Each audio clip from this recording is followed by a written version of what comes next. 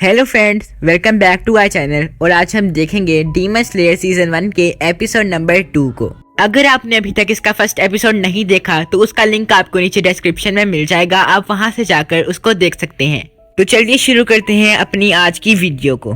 पिछले एपिसोड में हमने देखा था कि तानजीरो की पूरी फैमिली को एक डीमन मार देता है, लेकिन उसकी बहन नेजुको जिंदा बच जाती है। लेकिन डीमन के काटने से वो खुद भी एक डीमन में बदलने लगती है। एक डीमन स्लेयर ग्यू तानजीरो को माउंट सागेरी पर जाने की सलाह देता है और तानजीरो नेजुको को लेकर उस तरफ निकल पड़ता है। चलते चलते तानजीरो एक विलेज में पहुंचता है। तानजीरो को बास्केट बनाने के लिए कुछ बैम्बूज की जरूरत थी, इसलिए वो एक फार्मर के पास जाता है और उनकी पुरानी बास्केट और बैम्बूज के लिए पूछता है। वो फार्मर कहता है, तुम उसे ले जा सकते हो, वैसे भी वो मेरे किसी काम की नहीं है। अब तानजीरो इस सामान के लिए फार्मर को पैसे देने की जिद करता है। फार्मर उसे बहुत मना करता है, लेकिन तानजीरो फिर भी उस फार्मर के हाथ में पैसे पकड़ा कर चल देता है। फिर हम देखते हैं कि तानजीरो नेजुको को एक गुफा में आवाज लगाकर बुलाता है, लेकिन नेजुको डर के मारे जमीन में होल करके उसमें बैठी हुई थी। तानजीरो देखता है कि नेजुको काफी डरी हुई है और वो धूप में बिल्कुल भी नहीं आना चाहती, क्योंकि जैसे ही किसी डीमन पर सूरज की रोशनी पड़ती है वो मारा जाता है। पर तानजीरो उस बास्केट को रिपेयर करता है।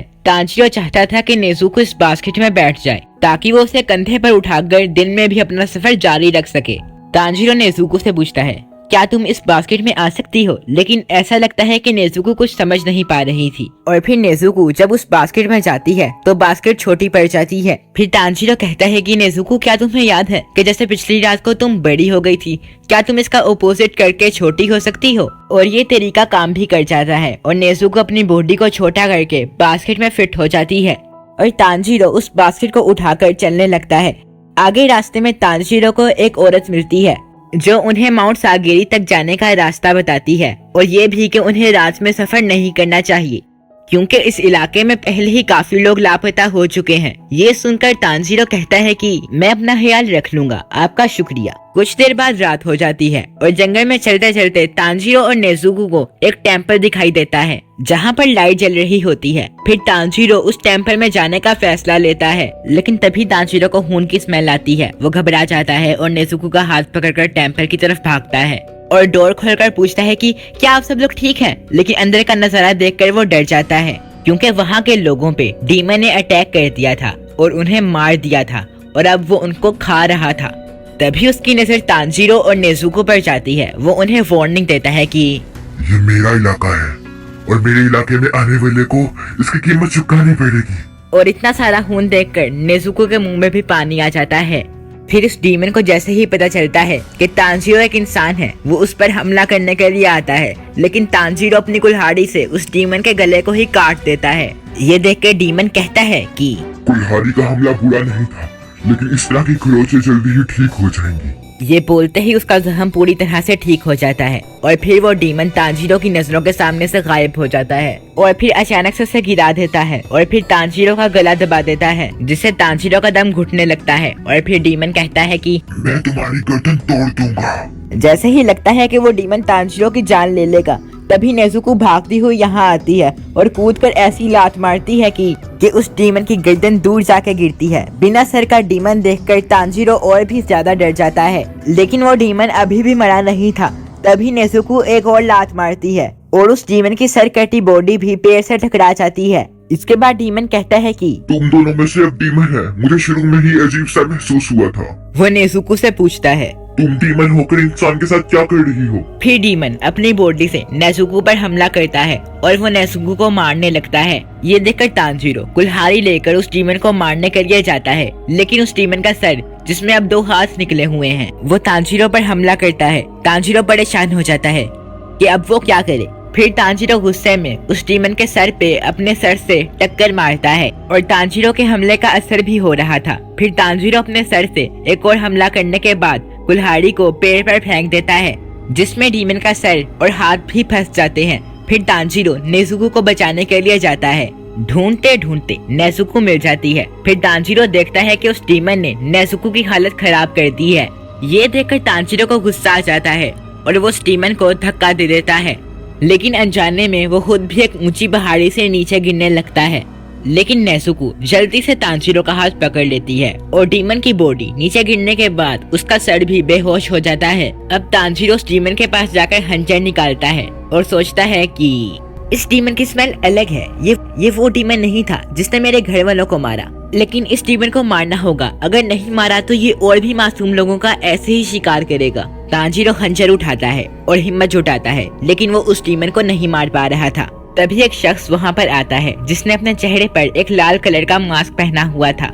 वो तांजीरो से कहता है कि इस हथियार से तुम इस डीमन को मार नहीं पाओगे। और वो एक बड़े से पत्थर की तरफ इशारा करता है। ये देखकर तांजीरो समझ जाता है कि उसे पत्थर से मारकर उस डीमन का सर कुचलना होगा। लेकिन फिर से वही हुआ जो पहले हुआ था, यानी कि तांजीरो हिम्मत नहीं कर पा रहा था क्योंकि उसने आज तक किसी को भी नहीं मारा था। और वो शख्स तांजीरो से डिसअपॉइंट हो जाता है और सोचने लगता है कि ये लड़का दयालु है, आखिर डीमन के सामने होने के बाद भी ये ऐसा क्यों है। तभी हम देखते हैं कि वो डीमन जाग जाता है और सोचने लगता है कि क्या मेरा शरीर मर गया है? उसके बाद वो तांजीरो को अपने सामने खड़ा देख गुस्सा हो जाता है और उस पर भड़कने लगता है और तांजीरो को मारने की धमकी देने लगता है। लेकिन तभी सुबह हो जाती है और सूरज निकलने लगता है और धूप की पहली किरण पड़ते ही वो डीमन जलकर राख हो जाता है। फिर तांजीरो नेजुको को ढूंढने लगता है क्योंकि वो आसपास नहीं थी। वो भागता हुआ टेम्पल के अंदर जाता है तो वो देखता है कि नेजुको पहले ही बास्केट के अंदर बैठ गई थी। उसके बाद तांजीरो देखता है कि उस मास्क वाले शख्स ने उन मरे हुए लोगों को दफना दिया था। उसके बाद ये शख्स अपना नाम बताता है। उसका नाम है साकोंजी ओरोकुडाकी।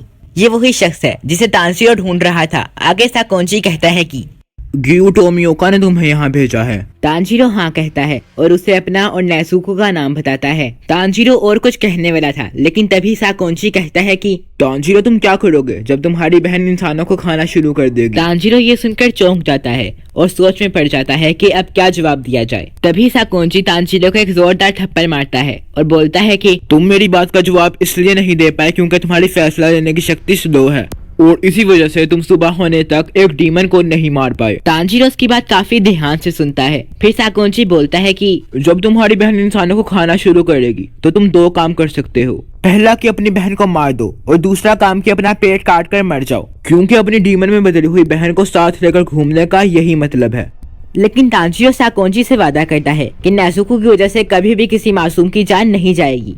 इसके बाद साकोंजी कहता है कि अब मैं तुम्हारा टेस्ट लूंगा और ये देखूंगा कि तुम डीमन स्लेयर बनने लायक हो या नहीं। फिर साकोंजी कहता है कि अपनी बहन को पीठ पर उठाओ और मेरे पीछे आओ। इसके बाद साकोंजी यहाँ से तेजी से भागने लगता है और तांजीरो उसका पीछा करता है और उसकी सांस फूलने लगती है। तांजीरो सोचता है कि ये इतने बूढ़े होकर भी कितने फास्ट हैं। साथ ही तांजीरो साकोंजी के कदमों की आवाज भी नहीं सुन पा रहा था। तांजीरो नेजुको से सब्र रखने को कहता है क्योंकि बास्केट के अंदर नेजुको को काफी झटके लग रहे होंगे। फिर हमें एक फ्लैशबैक सीन दिखाया जाता है जहां नेजुको अपना किमोनो ड्रेस सिल रही होती है। तांजीरो कहता है कि अब तुम्हारे लिए एक नया किमोनो खरीद लेना चाहिए, लेकिन नेजुको मना कर देती है और कहती है कि ये किमोनो मेरा फेवरेट है और ड्रेस लेने से अच्छा है कि अपने बहन भाइयों को पेट भरकर खाना खिलाना चाहिए। फिर तांजीरो नेजुको से वादा करता है कि वो उसे वापस इंसान बना देगा और उसके लिए नया किमोनो भी खरीद कर देगा। कुछ देर बाद वो लोग एक टेम्पल में आकर रुकते हैं और तांजीरो साकोंजी से थकी हुई हालत में पूछता है कि मैंने टेस्ट पास कर लिया ना। जिस पर साकोंजी कहता है कि अभी तो टेस्ट शुरू भी नहीं हुआ है और हमें माउंटेन की चढ़ाई करने जाना है। फिर तांजीरो अपनी बहन को सुलाता है। इसके बाद दोनों एक बहुत ऊंचे माउंट पर चढ़ते हैं, जिस पर चढ़ने में ही तांजीरो की हालत खराब हो गई थी। साकोंजी तांजीरो से कहता है कि तुम्हें अकेले पहाड़ के नीचे वाले घर तक वापस आना है। अगर तुमने ये सुबह होने से पहले कर लिया तो तुम ये टेस्ट पास कर लोगे।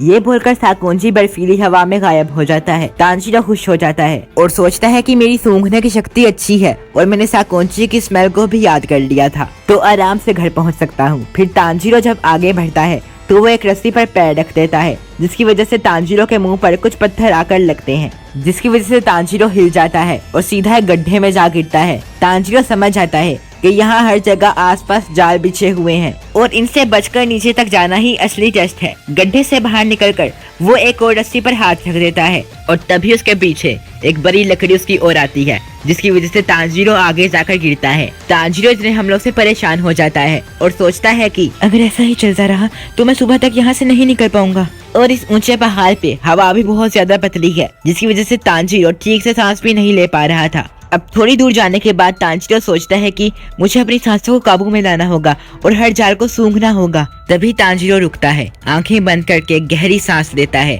और आसपास पीछे जालों को सूंघने की कोशिश करता है और फिर देहान लगाकर भागना शुरू कर देता है और उन जालों से किसी तरह खुद को बचा कर रखता है। फिर तांजीरो खुश हो जाता है कि इंसानों के बिछाए गए जाल में उनकी अलग स्मेल होती है। फिर दूसरी ओर साकोंजी घर में बैठकर खिड़की को देखता है। फिर तांजीरो उसके बिछाए गए जालों को पार करके आखिरकार घर तक पहुंच जाता है, लेकिन उसकी हालत खराब हो गई थी। फिर हमें एक फ्लैशबैक दिखाया जाता है जिसमें गियो ने साकोंजी को एक लेटर भेजा था जिसमें लिखा था कि मैं आपके पास एक लड़के को भेज रहा हूँ जो कि डीमन स्लेयर बनना चाहता है। उसकी बहन एक डीमन में बदल गई है, लेकिन ये पक्का है कि वो लड़की किसी इंसान पर हमला नहीं करेगी। इन दोनों में कुछ अलग बात है और इस लड़के में आपकी तरह सूंघने की कमाल की शक्ति है। शायद ये कोई रास्ते ढूंढ ले और आपका उत्तराधिकारी बन सके। मैं रिक्वेस्ट करता हूँ कि आप उस लड़के को ट्रेन करें। आपका प्यारा गियो। ये पढ़कर साकोंजी तांजीरो को ढूंढने के लिए निकलते हैं और आगे क्या हुआ ये हमें पता ही है। कहानी वापस प्रेजेंट में आती है और तांजीरो को देखकर साकोंजी कहते हैं कि